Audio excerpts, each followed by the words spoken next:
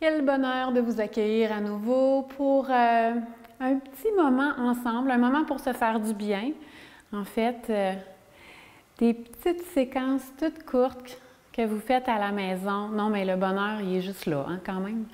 Et j'ai envie de vous proposer quelque chose de très doux. Il y a des journées où on a la tête dans la brume quand on se lève ou même un peu plus tard dans la journée, puis ça nous suit. C'est des beaux asanas, des belles postures à faire pour sortir de la brume, pour retrouver un petit peu de clarté. Donc, on va s'asseoir. Je m'assois en indien parce que je suis confortable en indien, mais si vous avez besoin de modifier, encore une fois, je ne le dirai jamais trop, on modifie pour être confortable. OK? Si vous avez besoin d'allonger une jambe, de vous asseoir sur un coussin, j'étais assise sur un bloc, on fait ce qui est bon pour nous. Maintenant, pour la petite pulsation du début, comme ça me permet de vous parler tranquillement en même temps. On veut inspirer, amener le cœur vers l'avant, arquer la colonne. Et à l'expiration, on veut rouler les hanches vers l'arrière, ramener la tête vers le cœur. Inspire, ramène le cœur vers l'avant. Donc, c'est un petit mouvement tout simple. Vous pouvez fermer les yeux pour en profiter complètement. C'est de créer le mouvement dans le corps physique tout en douceur. Et c'est un vinyasa qui est propre au Prana Vinyasa Flow, justement. Le yoga que j'ai la chance d'enseigner depuis plusieurs années maintenant. C'est une petite pulsation du cœur. C'est d'éveiller le cœur, le champ magnétique du cœur, pour ramener en fait les pensées à l'expiration quand on ramène la tête vers l'intérieur. C'est comme si on signifiait qu'on veut teinter nos pensées, notre mental, de la fréquence, de la vibration de notre cœur. Prendre nos décisions avec la petite voix du cœur. Et c'est dans ces petites particularités-là que je peux vous partager le Prana Flow. Puisqu'on a de courts moments ensemble, on ne fait pas des grands flows, mais je me gâte avec ces quelques petites particularités-là. On peut tranquillement aller d'un côté, de l'autre. Inspire, expire, on revient vers l'arrière, fait des petits cercles. C'est ce qu'on appelle des mouvements spontanés. On dit sahaja en sanskrit. Et de l'autre côté, c'est une forme de méditation. Avant d'installer des postures, et on se met en action, mais tout en douceur. Et on va pouvoir s'installer sur les genoux. Je pourrais faire ça toute la journée, j'adore cette petite pulsation-là. D'ailleurs, c'est une pulsation qui rend de bonne humeur. Si jamais vous avez un petit moment d'énervement où vous sentez que, en fait, dans ce temps-là, on pense qu'il n'y a rien à faire, juste s'asseoir puis faire la petite pulsation. Anahata Kriya. Anahata veut dire cœur. Je vous le dis, ça fait des miracles. Vous l'essayerez. Les mains sous les épaules, les genoux en ligne avec les hanches. À l'inspiration, on veut ouvrir le cœur vers l'avant. On arque la colonne au maximum. Et à l'expiration, on colle les pieds ensemble. On s'assoit sur les talons. Balasana, une belle posture pour se tourner vers l'intérieur. On dépose le front au sol, on allonge les bras. Je dis on allonge les bras, mais il y a plusieurs possibilités. Encore une fois, des options selon notre corps physique. Si les épaules sont moindrement sensibles, on peut ramener les bras. On pourrait même déposer le front contre les mains. À ce moment-là, restez un peu plus haut, puis les épaules sont dégagées à ce moment-là. On fait ce qui est bon. On trouve toujours une option qui est bonne pour nous. Il y en a tout le temps une. Et on remonte doucement, on inspire, on ramène les mains sous les épaules, pousse le cœur vers l'avant, on arque la colonne. Si belle façon de réchauffer la colonne, d'observer ce qui se passe au niveau de la colonne vertébrale. Et on redescend à l'expiration, qu'on appelle un pranaflow rythmique, passer d'une posture à l'autre en suivant le souffle, en suivant le rythme du corps. Inspire, cœur est vers l'avant. Expire, on revient s'asseoir. Si les genoux sont sensibles ici, on pourrait très bien se mettre une couverture ou un traversin pour remonter légèrement. Des fois, c'est difficile d'aller s'asseoir. Pour plusieurs personnes, c'est hyper confortable comme posture. On laisse aller complètement. C'est d'ailleurs pour allonger la colonne. C'est bon pour les lombaires. Tout en douceur, ça détend. OK, on va remonter. Et ensuite, ici, on vient sur les genoux, Ustrasana, les mains derrière, les doigts vers le ciel. On appuie au niveau des hanches. C'est important que les doigts soient vers le ciel pour que les épaules puissent s'ouvrir. On ne veut pas s'appuyer avec les doigts vers le bas. Par contre, si pour les poignets, c'est plus douloureux ou c'est juste pas confortable, on va aller se mettre, je vous montre ici, en X dans le dos, plutôt que de s'en aller directement avec les doigts vers le bas. C'est au niveau de l'ouverture des épaules que ça fait la différence ici. On le voit au niveau de l'ouverture du cœur, c'est ce qu'on veut créer pour la colonne vertébrale. Et si je le fais avec le X, ça reste un petit peu plus ouvert que si j'y vais directement comme ça avec les doigts vers le bas. C'est bon? Petite précision, mais qui fait toute la différence au niveau du corps physique. Ensuite, on fait la bascule du bassin, le coccyx vers la terre. On appuie avec les mains sur les hanches pour aider à allonger. Inspire. On ouvre le centre du cœur, on roule les épaules vers l'arrière sans briser la nuque. Ce que ça veut dire, c'est qu'on ne veut pas laisser aller la tête complètement pour s'étouffer. Et on revient. On va le refaire 2 ou 3 fois. De toute façon, on va le placer. Hein, on revient ici à 4 pattes. On va se faire un pranaflow rythmique aussi. Avec les bras qui s'allongent. On garde une belle ligne ici. Les hanches ne s'en vont pas vers l'arrière ni vers l'avant. Et on descend vers la terre. Anahata. On dépose le front au sol. Ça peut être le front ou le menton selon notre ouverture, notre flexibilité. Et si les épaules sont sensibles, on dépose les coudes. Il y a toujours une façon de pouvoir intégrer les postures de yoga dans notre quotidien, même avec les petits caprices de notre corps physique. On remonte, inspire, jusqu'en haut. On vient mettre les mains derrière. Expire, on place le corps pour Ustrasana, roule les épaules vers l'arrière. Inspire, on ouvre le centre du cœur. Expire, on revient vers la terre. Posture complémentaire. On allonge les bras, on garde notre alignement et on descend jusqu'à déposer le front. On peut expirer par la bouche. On fait du ménage. Anahata, qui veut dire cœur, je vous le rappelle. Cette posture-là, c'est comme si notre cœur fondait dans la terre. On remonte, inspire. Une autre fois ici. Expire, on vient placer les mains derrière. On allonge la colonne, on roule les épaules vers l'arrière. Ça fait beaucoup de choses à penser, hein? Toujours notre ouverture. Ici, le pouce, l'index, l'ouverture est toujours la même. Peu importe jusqu'où on va aller chercher le cambré. Donc, toujours pour se rappeler que ce n'est pas la tête qu'on laisse aller vers l'arrière. On retourne vers le sol, Anahata. Les hanches s'alignent avec les genoux. On peut inspirer avec le cœur. Ça fait du bien. Expire, on descend.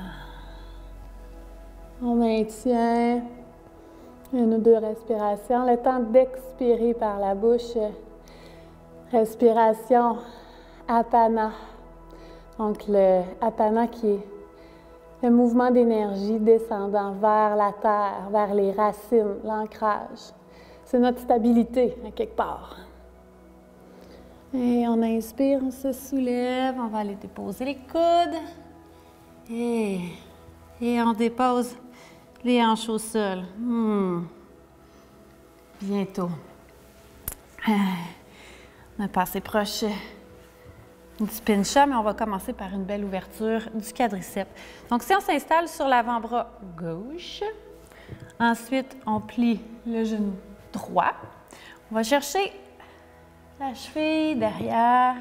En fait, la cheville ou le dessus du pied, ça dépend. Puis, si, pour les femmes enceintes, ou si on rejoint tout simplement pas la cheville, je vais vous donner une autre option. Donc, si on est installé ici, on veut que les hanches soient tournées vers l'avant, les épaules vers l'avant, on ramène le pied vers la fesse, le talon vers la fesse. On est supposé sentir quoi? On est supposé sentir le quadriceps. C'est quoi le quadriceps? C'est l'avant de la cuisse. OK? Ça va tirer. Pour ça, il faut vraiment faire la bascule du bassin, le coccyx, vers la terre, comme si je décollais le nombril. Le nombril, pas les hanches. Les hanches restent au sol. Talon vers la fesse. Ça va? On peut faire ça quelques fois. Si on ne peut pas y aller au sol, on va faire quoi? On s'en vient. On reste assis. OK? Les genoux ensemble. On dépose les genoux à gauche parce que c'est le droit qu'on veut faire. C'est le droit qu'on est en train de faire au sol. Et ce qu'on veut, c'est d'avoir une belle ligne entre le genou puis la hanche. Donc, pas trop sur le côté, vers l'extérieur. Il y en a qu'il faut que ça tasse un petit peu, puis il y en a d'autres que non. C'est là où on ne sent plus rien. Il faut vraiment se placer. Notre corps est différent du corps du voisin. Ça veut dire qu'il faut travailler un peu pour le trouver. Le pied, il y en a que ça va être un petit peu plus à l'extérieur, mais il y en a que de ramener vers la fesse, c'est là où on va le sentir plus. Donc, à vous de jouer avec. Moi, il faut vraiment que je sois en ligne droite pour le sentir. Ensuite, le coccyx vers l'avant. En fait, l'exemple que je donne et qui me fait encore rire, pouvez-vous croire, c'est le coccyx, un petit laser rouge qui pointe. Il faut que ça pointe en avant sur le mur. Donc, souvent, on a tendance à l'avoir vers la terre. Il faut remonter. Puis là, on va aller le sentir. C'est bon, ça? Des heures et des heures de plaisir et de pratique. Moi, honnêtement, ça m'a pris 6 mois à trouver mon quadriceps parce que j'ai tendance à sortir les fesses, justement. Fait que ma bascule du bassin, elle n'était pas aisée. Puis je posais pas de questions aussi, là. Donc, un peu de compassion envers soi-même. Tout le monde a un quadriceps. Donc, c'est bon pour les femmes enceintes. Des fois, il va falloir aller plus bas puis déposer, mais que les genoux restent toujours au sol, par contre. Maintenant que vous savez comment faire pour aller faire le gauche, l'autre côté, je vais retourner au sol avec ceux qui sont là et qui ont fait 12 ouvertures du quadriceps. Je suis sûre que vous l'avez fait jusqu'à la fin. On dépose l'avant-bras droit, on plie le genou gauche, on va chercher la cheville, le dessus du pied. Et parce qu'on s'entend qu'on sollicite les épaules ici aussi. Et justement, on ne veut pas s'écraser dans la posture.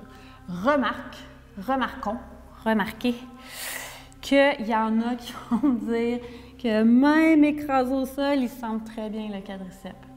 D'accord.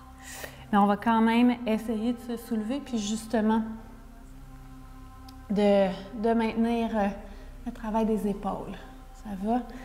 Donc, on peut se donner des petites pauses. Inspire, on regarde sur le côté, on laisse aller le pied. À l'expiration, on ramène le talon vers la fesse. Encore. Inspire. Expire. Yeah. Une dernière fois. Inspire. Expire.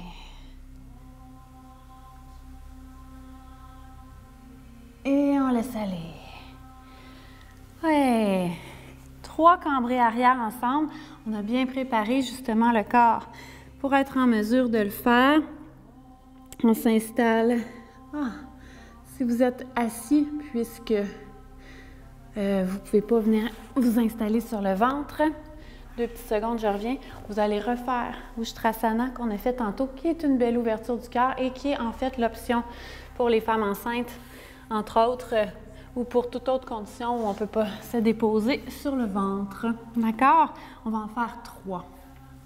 Et donc, si vous êtes sur le ventre, on va essayer Shalabhasana, la sauterelle, les bras de chaque côté, ou on peut, si on veut, une petite ouverture d'épaule qui est un petit peu plus intense.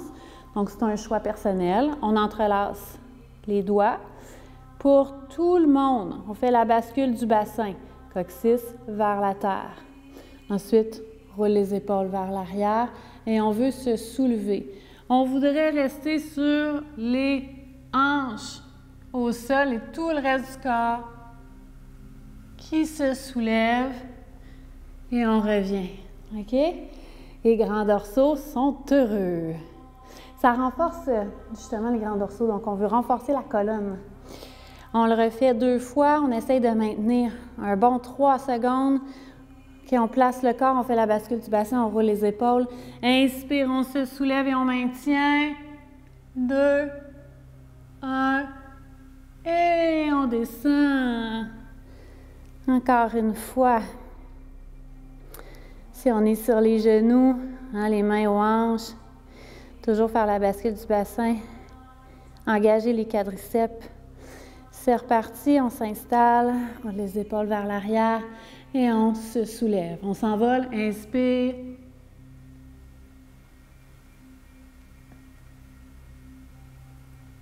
Et on descend vers la terre.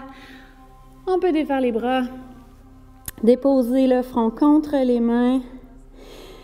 Pranam. Pranam, c'en est une posture. C'est une posture de prosternation. On s'abandonne contre la terre. Et ici, dans notre cas, on laisse justement la circulation se faire dans la colonne. En même temps, on laisse la colonne profiter de ce qu'on vient de lui donner. Se replacer aussi. Et puis ici, simple de même, on se tourne sur le dos. Hop. Comme si je prenais une spatule pour revirer la crêpe de bord. On fait ça, pas compliqué. Et on va s'installer sur le dos. Je vais garder un petit bloc, même si vous n'en avez pas. À la maison, c'est pas grave. On commence avec une posture, le pigeon, qu'on a exploré déjà, mais quand on était sur le ventre. Pour tous ceux qui ont, soit au niveau des aines ou des hanches ou des genoux, une petite particularité, cette façon-là de faire est bonne pour tout le monde. OK? Donc, soit, je vais vous montrer 2 façons. On allonge la jambe gauche et on plie le genou droit. On va chercher le pied avec la main gauche et la main droite va s'installer au niveau du genou. C'est exactement la même posture que, en fait, si vous faites juste me revirer de bord, je serais en pigeon. Sauf qu'ici, la colonne vertébrale est déposée au sol, donc elle est plus stable. Et donc, puis comment on fait pour aller chercher un maximum d'ouverture? Le pied vers le haut et ensuite vers soi. Quand on ramène vers soi, on va sentir que ça tire dans la fesse, au niveau de la hanche. Il y en a que ça va être un petit peu plus à l'intérieur, d'autres que ça va être un petit peu plus à l'extérieur. Et inspire, expire par le nez. Cette façon de faire là, donc ce krama-là, les kramas en pranaflo, c'est les niveaux de difficulté, mais les étapes aussi, parce que Le krama 1 versus le krama 2 n'est pas toujours nécessairement le plus facile, dépendamment des jambes, dépendamment des postures, surtout dont on parle. Donc ici, ce krama-là permet l'ouverture des épaules, de la poitrine. Okay? Si on fait une deuxième possibilité, on plie le genou gauche et on va aller déposer le pied au niveau de la cuisse.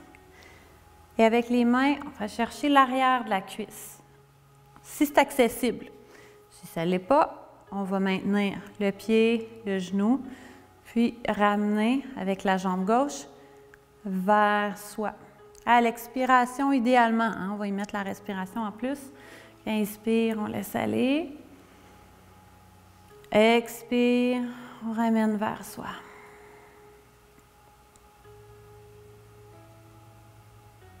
Encore. Et si on a les mains à l'arrière de la cuisse, on ramène doucement.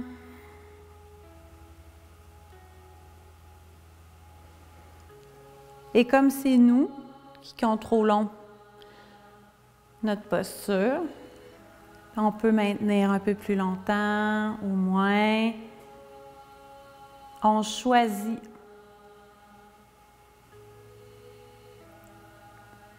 Dernière inspiration. Et expire vers soi, on complète.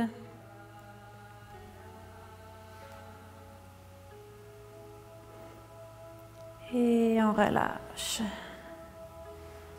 Et on va déposer le pied droit, allonger la jambe droite. Et ramener la jambe gauche vers soi. Même chose ici. Avec le pied d'abord, on va essayer le premier krama. Prendre conscience qu'il n'y a pas un côté pareil comme l'autre. Ça, à chaque fois, c'est fabuleux. On finit par l'oublier d'une fois à l'autre. Et oui, le pied vers le ciel, on ramène vers soi. Donc, c'est une façon de le faire.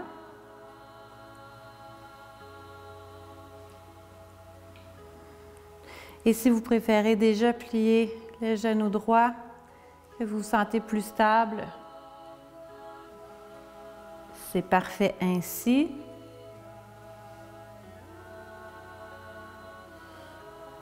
Quand on est seul, j'aime ça quand je suis au studio avec vous autres parce que là, je peux aller vous assister avec plein d'amour. Hein? Assister, c'est pas pour corriger, c'est pour vous donner plein d'amour et vous faire sourire.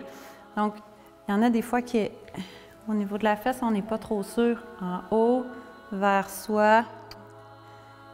Vous n'avez personne. En tout cas, vous n'avez pas une Émilie pour aller vous le faire. Un jour, peut-être. On peut plier la jambe droite avec les mains, aller chercher l'arrière de la cuisse. Ou encore, garder les mains au niveau du pied et du genou. Choisis.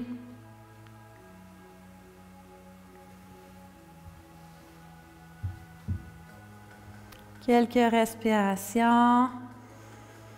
Quand on expire, c'est là où on ramène la jambe vers soi. On crée de l'espace à l'expiration. Avez-vous vu, moi j'ai tendance à... J'ai une hanche beaucoup plus fermée, la hanche gauche, puis j'ai tendance à pousser pour l'ouvrir. Mais les deux sont bons de cette façon-là aussi. Hein, on va chercher une ouverture. Donc, tout est bon, ça dépend toujours de ce qu'on veut prioriser.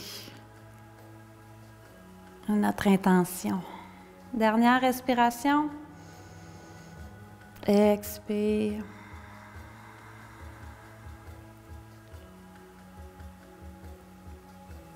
Et on laisse aller la jambe gauche. On va d'abord allonger les jambes pour laisser les hanches se déposer. Inspire. Expire, on relâche. Yeah! Ensuite, genoux à la poitrine. On ramène les genoux vers soi. Petit cercle avec les genoux. Et on va s'installer pour une belle torsion. On ouvre les bras, donc les paumes vers la terre, on ouvre les bras en croix. Je vais les garder ici. Mais ouvrez au maximum, en fait, pour le poids, OK? Donc, on inspire. À l'expiration, on commence avec les genoux qui se déposent à droite.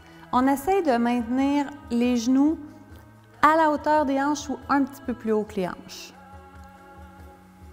Et on dépose complètement. Le regard, lui, est vers la gauche. On détend.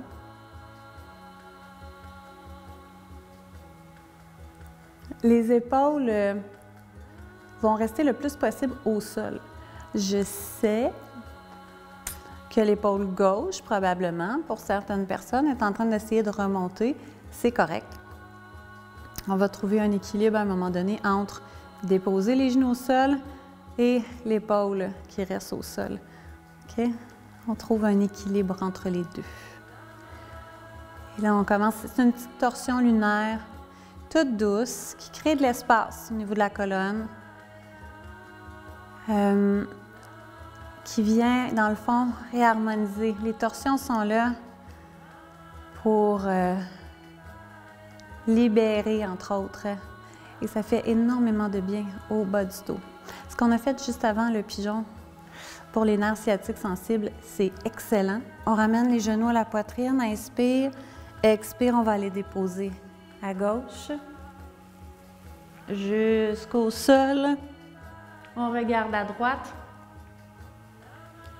Bien là, continuez de regarder à droite, même si je vous regarde. Donc, après avoir pris soin de notre nerf sciatique sensible, peut-être avec le pigeon ici, on donne un peu d'amour à notre bas du dos, ça fait du bien.